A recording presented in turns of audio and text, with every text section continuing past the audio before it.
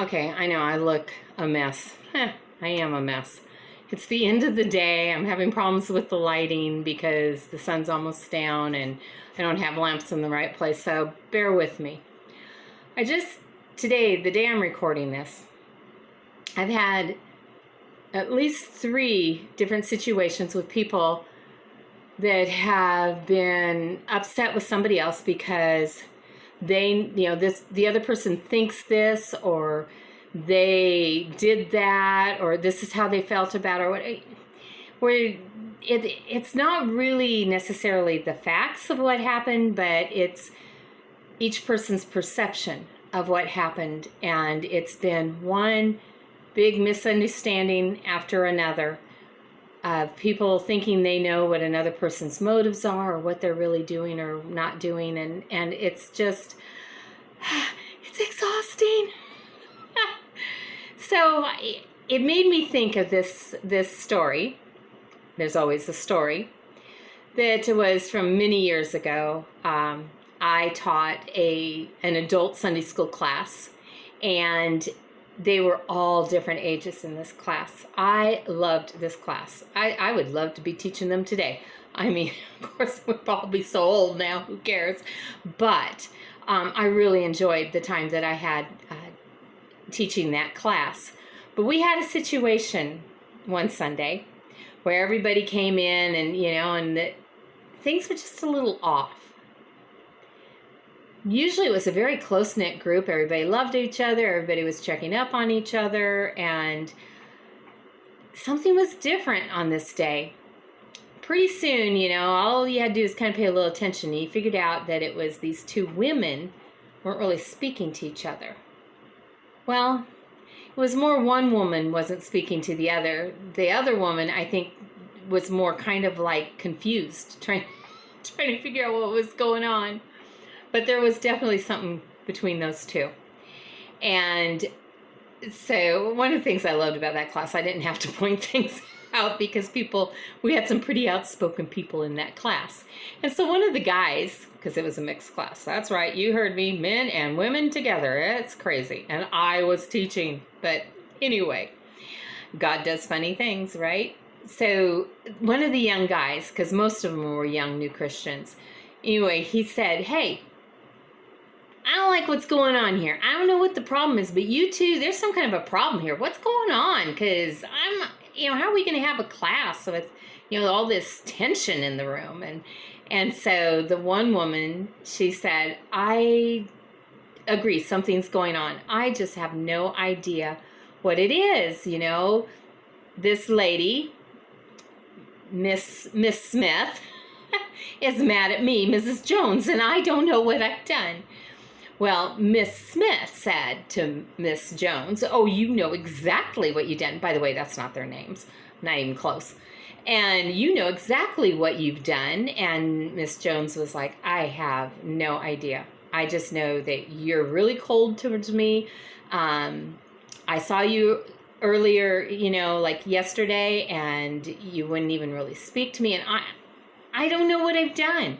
I tried to ask you and you just walked away from me. So I'd like to know what it is that I've done, because even though you tell me I know, I don't know." And so Mrs. Smith said, or Miss Smith, am I jumping back and forth? Probably. Anyway, they were both Mrs., so we should go with Mrs. So Mrs. Smith said, "Well, I was heading into town the other day, and you were coming back out here, and I passed you. Now, when I passed you, I waved at you, and you didn't wave back. You just stuck your nose in the air and just kept on driving like, I don't know who you think you are, but that was rude, and I couldn't believe you did it to me." And Mrs. Jones is like, "Are you kidding me? Is that what this is?" And Mrs. Smith said, "Yeah, I've never had anybody be so rude to me in my life. You obviously think you're better than I am." So Mrs. Smith had got it set in her mind that Mrs. Jones was a hooty-tooty that thought she was better. But when Mrs. Jones now knew what Mrs. Smith was talking about, she started to laugh.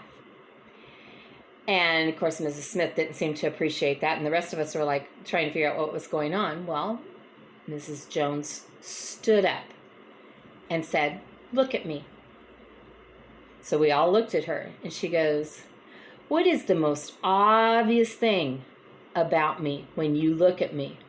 Well, the thing with Mrs. Jones is, I don't even think she was 5 foot tall. She was very, very short. So everybody goes, "You're short, like extraordinarily short."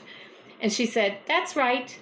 And she goes, "I usually have a pillow that I sit on when I drive. But when I had to go to town, or I was coming back from town," she goes, "I don't know what happened to the pillow." She goes, "I didn't have it to go to town, and I didn't have it coming back." And she goes, "I don't know if one of the kids took it out of the car or my husband did or what," but she goes, "I had an appointment to keep, so I had to go."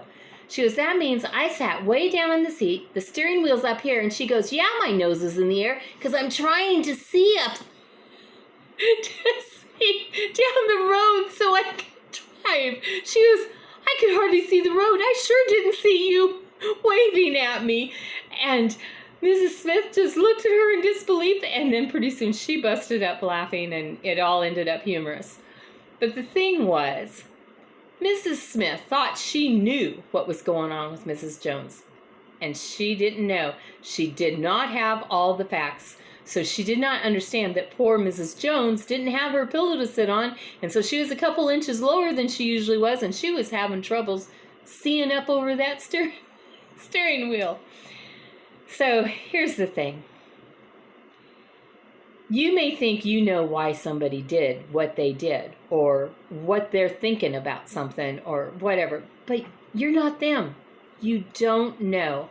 And the thing is, there's always more than one side to the story, right? There's at least two sides. And, you know, one of the people today that was complaining to me about somebody else, because they heard from somebody, you know, and so they know the story of what happened. And so they were trying to explain this to me, and I said, "Well, wait a minute, you know, this person that you're talking about, have you heard their side of the story?" "Well, I don't need to because I heard what happened." Wait a minute. Wait a minute. We all have our own perspective on things. You know, we could be looking at, I don't know, I got nothing to grab here. Oh, my little book. We could be looking at this little book, and you're going, "It's a little blue book." I don't know if you can tell that it's blue, but it's a little shiny blue book. And I'd be like, "No, it's not. It's got all kinds of glitter and gems on it."